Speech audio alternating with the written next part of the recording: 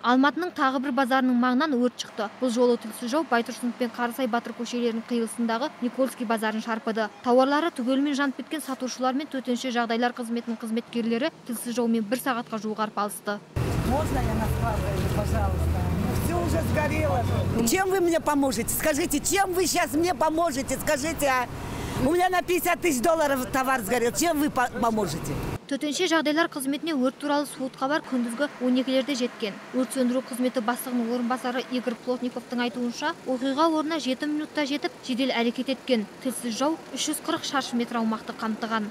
Произошло возгорание. Өрттің басы дәмхананың шатыры болған. Тілсіз жаумен күресте 65 жеке адам құрамы, негізгі техниканың 9, арнаулы техниканың 2 бірлігі қатысты. Өрттің шығу себептері мен шығын көлемін алдағы уақытта анықтайтын боламыз. Ал оқиға орнына жеткен жедел жәрдемнің дәрігері Евгения Рустамовнаның айтуынша, бір дәмхана мен 2 дүкеннің күрін көкке ұшырған өрт салдарынан күйік шалған немесе жарақат алған ешкім жоқ. Пострадавших не было. Бүгінгі орын алған өрттен жапа шеккендер мен адам шығыны жоқ. Тек бір әйел адамға ғана психологиялық тұрғыда көмек бердік. Дәрігердің көмегіне жүгінген басқа ешкім болмады.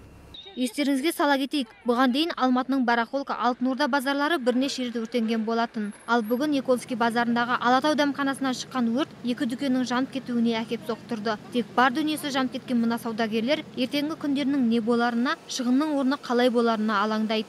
Ақбота Мұсабекқызы, Юрий Проводин, Қазақ Ньюс.